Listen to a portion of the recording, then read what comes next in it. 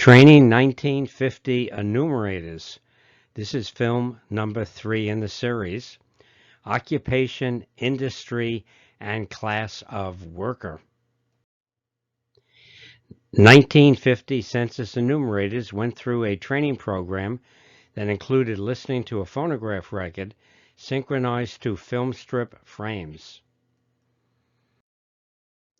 I'm showing you part of the 1950 population schedule and all the questions that enumerators ask people to respond to.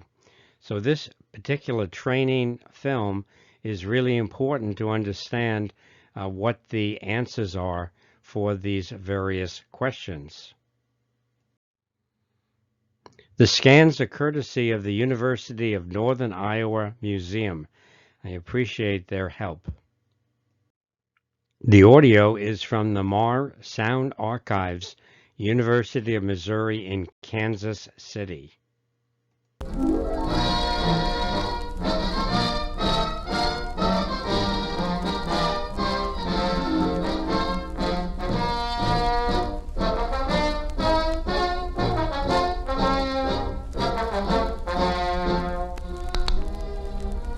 Occupation, industry, class of worker.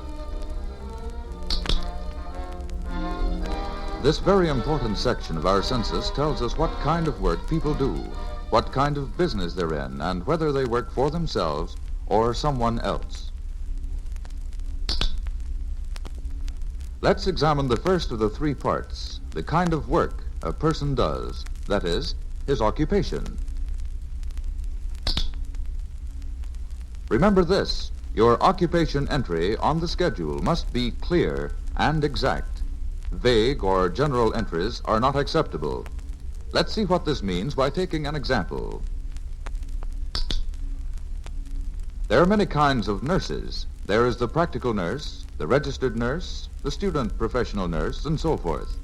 If your entry is just the word nurse, we can't tell what kind of nurse the person is. Now we have an acceptable occupation entry. This entry tells clearly and exactly the kind of nurse this particular person is, a registered nurse. Let's take another example. There are very many different kinds of engineers, locomotive engineers, civil engineers, stationary engineers, and so on. Therefore, just the word engineer is not enough. Now we have an acceptable occupation entry. Civil engineer describes this person's kind of work clearly and exactly. Ordinarily, the best entry is the title of the person's occupation. For instance, auto mechanic, bookkeeper, carpenter. Usually, you'll get a full answer when you ask what kind of work was he doing. But if the respondent does not give you enough information, ask more questions. Suppose a housewife says her husband is an agent. You should then ask what kind of agent.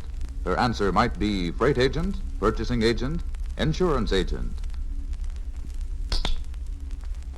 Sometimes you will get a long explanation of the person's job duties. You should enter the most important points about the person's kind of work. For example, the respondent says her daughter runs a machine that cuts up dough before the dough is put in the oven. Enter dough-cutting machine operator. If you can't think up a simple title, it's all right for you to describe the person's work. For example, in the case of the girl we just mentioned, you could enter runs machine that cuts dough. Sometimes occupations will sound funny or strange, such as printer's devil, disc jockey, or sandhog. These are real jobs. If the respondent sounds sure of what he is talking about, accept the occupation title, even though it may be strange to you. Before we leave occupation, let's consider teachers. You must tell what subject the teacher teaches. Therefore, an entry of just teacher is not satisfactory. Here's the type of entry you should make. Arithmetic teacher. This also applies to college instructors and professors. tell what they teach, like chemistry professor. If a teacher teaches more than one subject, enter the subject he teaches the greatest number of hours. For elementary school teachers who teach many different subjects, entries such as primary teacher, grade teacher, and elementary teacher are satisfactory. Now let's go on to the industry entry. This tells the kind of business in which the person worked. People work in many different kinds of businesses and industries. Some people work in factories and others work in mines. Some work in stores and others in offices. Some work in schools, others in hotels, and many work on farms. Your industry entry must be a clear and exact description of the kind of business being carried on. Before we go any further, however, there is one point you absolutely must remember. Never enter the name of the company for which the person worked. The Washington Census Office can't tell from the name exactly what kind of business the company is in. We don't know what each branch of a large company is doing, and of course, we don't know what every small company is doing. Now let's look at factories. Sometimes they're called mills or plants. All of these are places where things are manufactured. Your entry must tell that the person worked in a factory and also what the factory was making. Here are some examples of how to report factories: meat packing plant, flour mill, hardware factory. Now let's take up business places which specialize in selling. There are two kinds of selling: wholesale and retail. A wholesale business sells mainly to retailers, industrial users, or other wholesalers. A retail business sells mainly to individual customers. Some businesses do both kinds of selling. You should find out which they do more. Your entry must tell the kind of selling the business does and also what it sells, like wholesale home appliance company, retail florist, retail shoe store. You must always make clear and exact entries for industry. For instance, in the case of mines, tell what is being mined: coal mine, iron mine, silver mine. In the case of public utilities, you must tell the exact kind, like water company, electric light company, telephone company. Usually, you will get the full answer you need when you ask the question, what kind of business or industry was he working in? But if you don't, ask more questions. For example, if the respondent says her son works for a furniture company, you should ask, do they manufacture furniture or just sell it? Her answer might be, they make furniture. Your entry would then be furniture factory. Now let's review the industry question by using the radio field as an example. First, we have the radio factory where radios are made. Second, we have the wholesale radio company, which buys radios in large lots from different manufacturers and sell the radios in small lots to retailers. Third, we have the retail radio store, which specializes in selling radios to individual customers. Fourth, we have the radio repair shop, which specializes in repairing radios. Finally, we have the radio broadcasting company. Be sure you get enough information so that we can tell what kind of radio business it is. One last thing before we leave industry: if the person worked in a government agency, always tell whether it's federal, state, city, county, and so forth, and tell what it does. For example, U.S. Veterans Hospital, town library, county road repair. If the agency does work like issuing licenses and collecting taxes, the name of the agency is acceptable. For example, U.S. Bureau of Internal Revenue, State License Board, City Elections Commission. Now let's go on to the third part, class of worker. This tells whether the person works for himself or someone else. Your entry will be one of 4 codes, P, G, O, or NP. Code P means work for a private employer for wages, salary, commission, tips, or piece rates.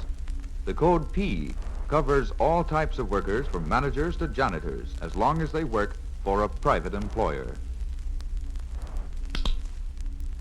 Some examples of persons you would report as P are a fruit picker who is paid on a piecework basis, a railroad conductor, and a stenographer for an insurance company. All these people work for private employers. You would also enter P for a salesman who works for commission and a waitress who works for tips. Use the code P for persons doing paid work for the American Red Cross, U.S. Chamber of Commerce, labor unions, churches, and charities. These are all private organizations. The second code is G for government. This code covers all kinds of government workers, whether they work for the federal government, any state, city, county, or local government. You will enter G for such persons as postmen, government officials, city policemen, public school teachers. Code G also covers bus drivers for county-owned bus lines, power station operators for city-owned electric light plants, and all other workers in government-owned enterprises.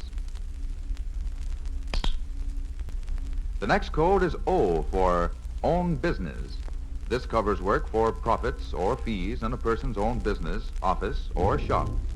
The proprietor of the corner grocery and the physician in private practice are examples. So is a farmer. 2 more examples where O is used are the dressmaker who runs a dressmaking shop in her home and the interior decorator whose clients pay him a fee for his work. The code O also covers someone who operates a business in partnership with one or more other people. The fourth code is NP for no pay. It covers people who work without pay in a business or on a farm operated by a member of their family. An example is the wife who works as a saleswoman in her husband's store without pay.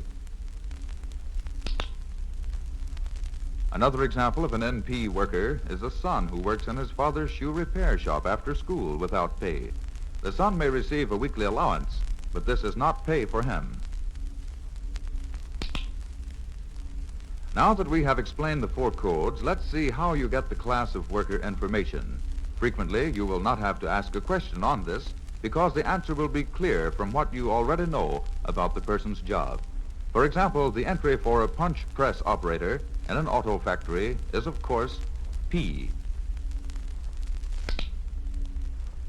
If you have any doubts, however, ask questions. For example, if the respondent says the person was a butcher in a retail meat market, you should ask, was he working for someone else, or does he own the market? Now to sum up, we've gone through the 3 parts of this section: occupation, industry, and class of worker. You know what each means and how they tie in together. One of the best ways to make sure you're on the right track is to read back to yourself the 3 entries you make for each person. The entries should make sense to you. For example, a combination of barber, retail jewelry store, P must be wrong. Entries of barber, barber shop, P, and jewelry salesman, retail jewelry store, P, are of course satisfactory. 2 last reminders. Make your occupation and industry entries clear and exact. Be sure that your entries for each person fit together to make sense. Always keep these 2 points in mind, and you'll be doing fine.